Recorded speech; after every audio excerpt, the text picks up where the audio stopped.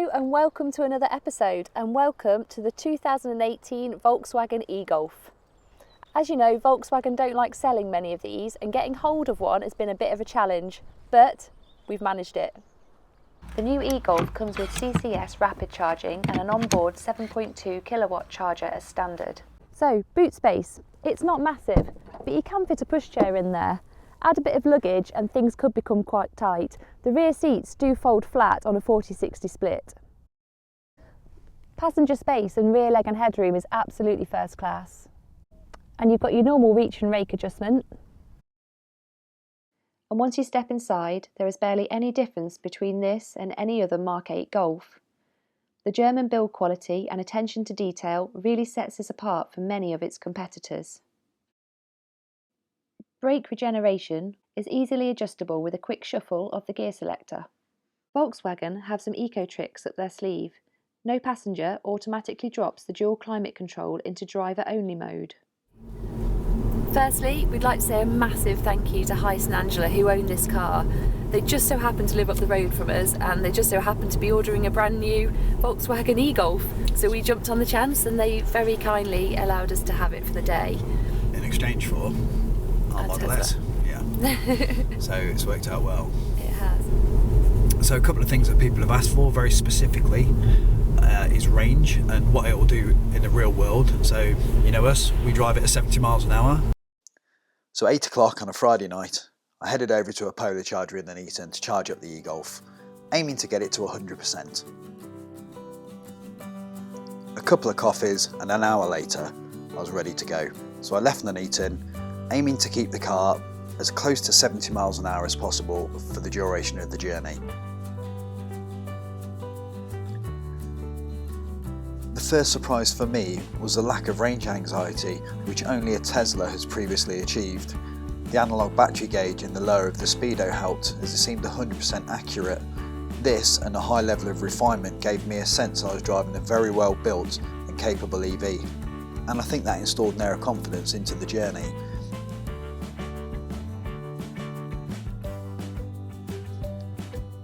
As I turned off the M40 onto the A46 on the return leg, heading back towards Coventry, the battery was starting to get quite low.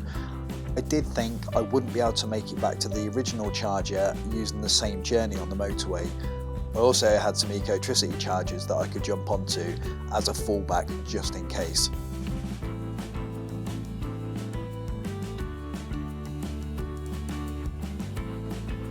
With 10 miles remaining, the car started to limit the power to around 20 kilowatts draw. I knew now I wouldn't make it on the return leg back to the original charger, so I had to make a diversion through Coventry, and I was heading to an Ecotricity CCS on Cawley Services northbound. Even with the range so low, I still didn't have range anxiety strangely. I didn't think for 1 minute that the car would let me down. For every mile I covered, I was only losing 1 mile off the gasometer. Quite impressive for the state of charge and these low temperatures. I made it into Cawley Services, plugged in with 0% in the battery and 0 miles on the gasometer. It did a distance at 70 miles an hour of 108 miles. It was on 0 when I got to the charger, so I really emptied it. And it was very nice. It was a really nice drive. That was with the heater on. Now, this particular model has a resistance type heater, which I've got to say I'm not a fan of. If I just turn the heater on now, and then you can see what happens to the range just disappears. It just drops off. It does, yeah. Last night it took 60 miles off the range. Didn't they say that to upgrade to the heat pump was something like £850? It was an £850 option. That's insane. It is insane, isn't it? When it affects the range so much. Exactly that. When you're paying so much for a car, you would expect to have that as standard. I think the heat pump it should be the standard on all cars. Definitely. Didn't they say it was 32 before the grant? 32, yeah. So they got the government grant and then they got a dealer contribution, and they had the option of the heated seats in here as well. Yeah. I think all in 25 or thereabouts, which actually, if you think back to when we first bought our Leaf? It was 25. It was 25. Round about there, yeah. And this is so much more car than our Leaf. Yeah, it is. Yeah. Times have moved on. It's so nice to drive. It is nice. It really is. It's just, I know I feel like I say this a lot about the cars that we drive and that we review, but it's smooth. It really is though. Yeah. It's so easy. So easy to drive. It does feel absolutely the same as driving a 2-litre turbo diesel or a TFSI petrol Golf, doesn't it? You can't feel that there's any more weight in the car. The weight distribution in the battery is absolutely bob on. Yeah. It really does give that impression, doesn't it? It's very planted. Have you heard the noise it makes though when you're? I was just going to say that. If you really do want to get the real car drive feel, the real 2-litre turbo feel, you have got the noise if you want to turn it on. We currently have it off. But it does sound a bit strange, I've got to say, and I know that Angela and Heist aren't massive fans of it, so neither are we. So you've got 3 different modes of driving in the e-Golf. You've got normal mode, which we've driven in predominantly. You've got eco mode and eco plus, and eco mode reduces your performance, leaves you with a heater on. Eco plus mode drops the heater off and restricts your performance massively. We just pulled out of a junction back there, and you can really feel the difference. Yeah, it's massively. huge restriction. And you want your heater on. Yeah, I've got to say, I don't think I'd ever use any but normal mode. Really. Well, we were just saying, weren't we, when would we use that eco plus mode? And the only time we'd perhaps use it would be if we were running really low, and we were looking like we weren't going to make it to the charger. Otherwise, we just want to drive a car like a car, don't we? But would you even do it then, or would you just alter your driving style to use less energy? Well, you could probably try that first. We've been driving it in normal mode, and it performs excellently. It's got plenty of power. It's I think 136 bhp. Okay. So it is nippy. It's not bad. It's not bad. Nippy. It's definitely very quick off the mark, isn't it? It is, except there's a function on this car called auto hold, which basically holds the car still if you're at a junction or on a slight hill. And we've got it on our car actually, but there is a bit of a lag when you put your foot down, and sometimes if you're at a junction you want to get across that junction quickly. It does prevent that a little bit. Yeah.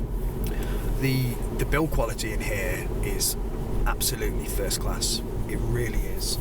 It is. It's a pleasure to sit in actually. Yeah. It's really nice, and the infotainment system, it's brilliant. Do you like it? Yeah, I do. There's a couple of little niggles which we've discovered ourselves, and also Angela and Heist have told us about, so we were aware of them beforehand. But we're going to disagree again now, aren't we? I don't know. I saw you sat there earlier go sleep.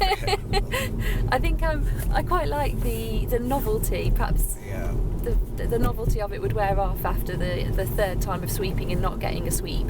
But the screen, the infotainment system has got a function where you can just move your hand across the screen like that, and it's supposed to scroll between screens. Nice. Now, Angela and Heist have said that this doesn't work every time, which I think is most frustrating, and you have got little arrows you can press instead if you want to. But you put your hand up towards the screen very slowly, and it brings up the buttons on the bottom, doesn't it? Yeah.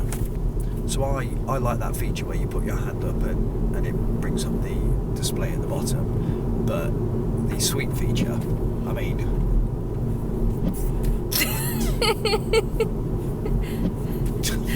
Okay, it's entertaining, isn't it? But I don't think it's anything that I'd really use. I think small children would quite like it. I suppose it's hands-free, isn't it? It is hands-free. Okay, it's not that bad. It's not that bad. I'll let you have that. Thank you. But it's also got Apple CarPlay on it. Yes. Which, if you've got an Apple phone... and if you've got a Tesla, brilliant. You'll be going, I want Apple CarPlay, and you haven't got it, and you haven't got Android Auto. Android Auto is the other one. But this has got it. Which is wicked, yeah. We think. The new Nissan Leaf's got it as well. Come on, Tesla. Yeah. Sort it out. Would be nice. And it works really well. It's it brings the function of your phone onto the display. The touch screen for me is so you got the sweepy bit. Yeah, okay, that works well. But there are a lot of layers to go through, like anything. Yeah. I like simplicity, and you don't want to be going through these layers constantly trying to get somewhere, and sometimes navigating it can be a bit tricky, but I suppose it's like anything. After a bit of time, you'll get used to it. Yeah, but you'll find your way around it. You're right, and I think everybody says it's too complicated. When you're trying to drive, you don't want to be there pressing buttons and trying to work your way through it. It has, however, got voice recognition, so I think you can use that as well. I think if you want to navigate somewhere, so you've not got to go through all those layers. The thing for me which really set this apart was it's got a 36 kilowatt, 35.8 kilowatt hour battery with a usable 32-ish, and on the motorway, giving that range at 70 miles an hour, I thought was fantastic. Yeah. I thought that was really good. That was heater on at night, so and 1 degree, so a bad set of circumstances for range in terms of the car, but a really good test bed. If you did that in, for example, a 30 kilowatt hour Leaf, I know it's got a different amount of energy usable, a different amount of accessible energy, but the difference is a lot more. This car's very efficient in the way that it gets around. Even with that resistance heater, take that out and put the heat pump in, and you've got a very, very, very capable car.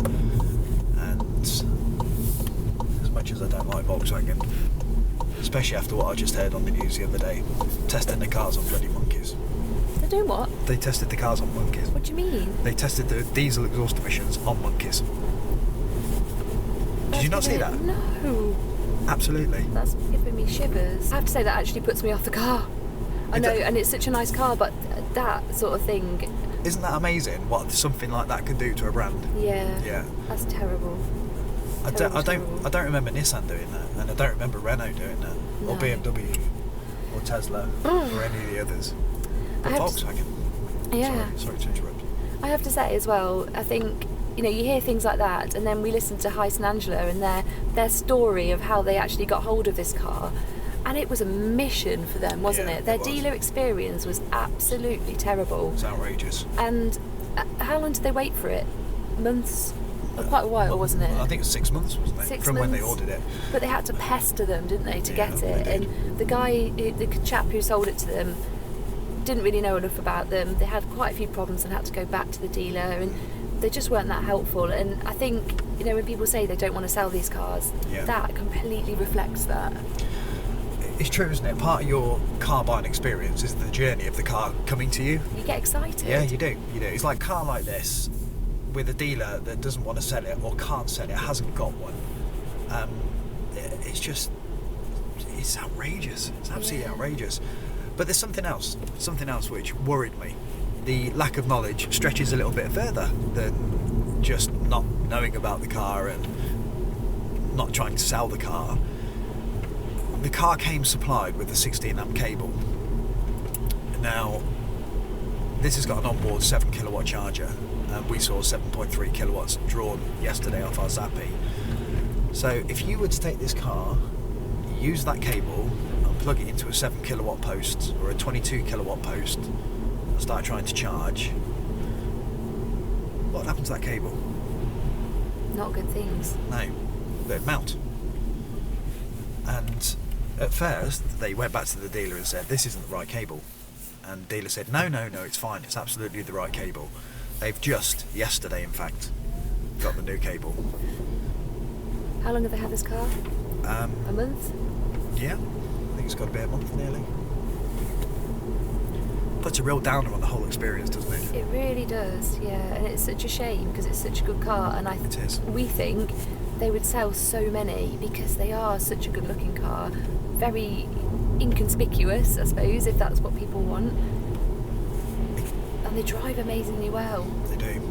I need to let you have a go, really, don't I? I've just been hogging it. Oh, that's a good point actually, yeah. Should we swap? Yeah, let's have a go. The space in this car for the passengers and for the driver is just incredible. It's so good. Yeah, it is. I sat in the back and I had so much leg room. Even my brother, who's like 6'20", would fit in the back. He'd be fine. 6'20". And the legroom in the front is brilliant, and the seats are very, very comfortable. I like them. Listen to this if it comes through. About that place, even your emotions have an echo. in so much space. That's amazing, isn't it? It is good. And when you're out there without care, yeah, I was out of touch. But it wasn't It's like crystal clear, isn't it? It is. Really It is. clear. Very good stereo. That's awesome. Yeah. just too much.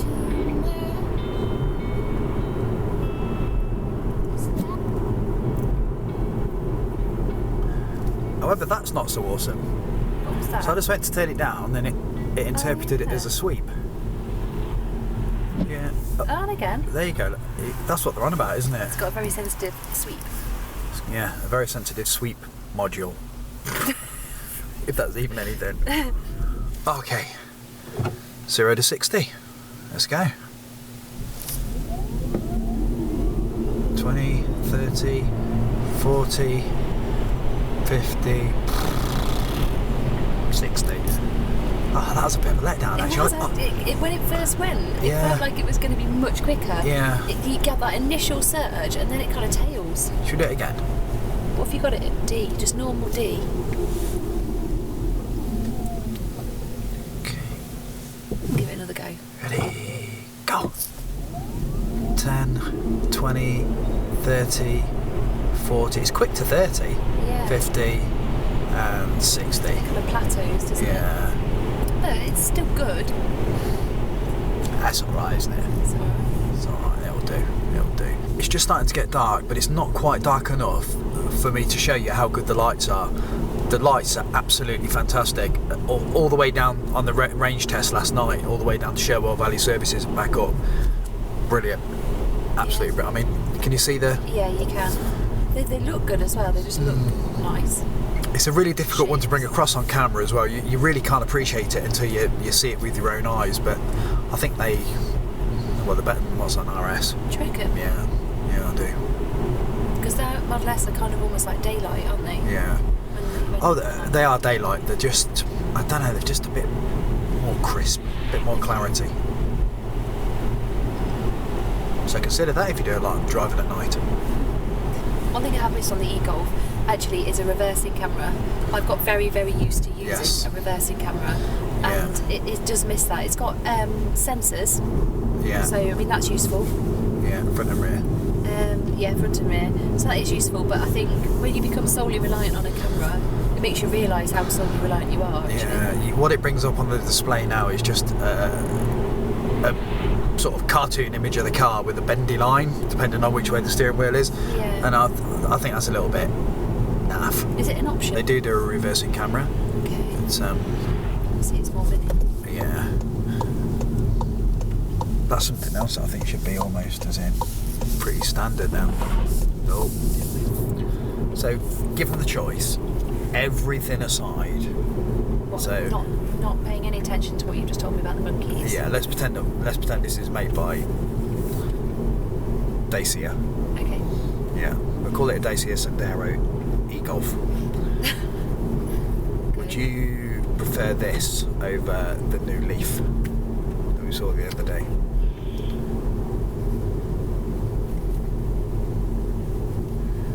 Do you know what? I didn't have enough time in the Leaf No, to compare it. To be fair, I did. I think I can't comment really because I haven't driven the Leaf. I would take the Leaf. Would you? Yes. Yeah, I would. I'd take the Why? Leaf. A couple of reasons. One, because it's got DC CHAdeMO Okay. and it's got Type 2. Okay. The CCS charging infrastructure in this country is just not good enough at the moment to support. You could, if you had as many cars now with CCS on it instead of CHAdeMO, Yeah. we'd be in a mess, an absolute mess.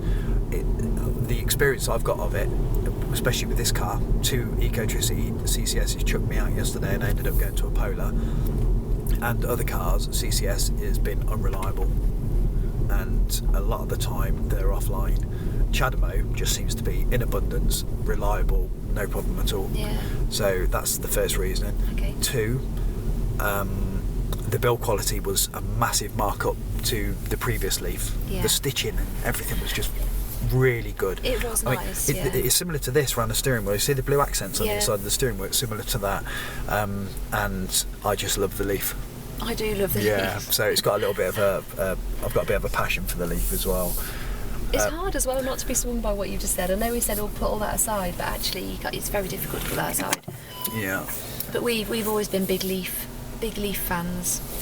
So perhaps if you should ask somebody who's never had a passion for either. There is something else about this car which is a massive gripe. Now the guy of the couple who own this is a tech guru. He knows everything there is to know about software and things like that. You tend to find a lot of software people who are into electric cars, and that is the app. So Nissan owners will be angry about the speed of their app, but let me tell you, your app does work. The app that comes with this car is absolutely unworkable. Honestly, we stood at our front door, and in the app, I'll just show you the app there, look, CarNet. In the app, it gives you the option to bib the horn, and I pressed the button to bib the horn, and about I'm going to say 90 seconds later, At least. the alarm went off, which was quite interesting. It just does not update. There's no real time anything to it. I'll just give you a little look there. It just seems like it's been made for the sake of being made. Like the Nissan app, at least you could get it to work. You could turn the heating on in the car as long as you tried to do it at least 30 minutes before you wanted to leave the house to give the app chance to update. But this, it's poor. It is poor. It is really poor. Okay, we're done. I think we've exhausted every avenue and talked about everything we can. There may be something we've missed. If there is, just comment and we'll try and answer your questions. We can always go back to the owners, ask them. We can. So if you want one, you probably won't be able to buy one. But good luck. If you start your journey now, you might be able to get this model, maybe 2020, something like that. Yeah. So it'd be interesting actually to see how many people have managed a test drive in an e-Golf or managed to see an e-Golf. So, let us know what you think. Thanks for watching, and don't forget to like and subscribe. Coming soon, new Nissan Leaf.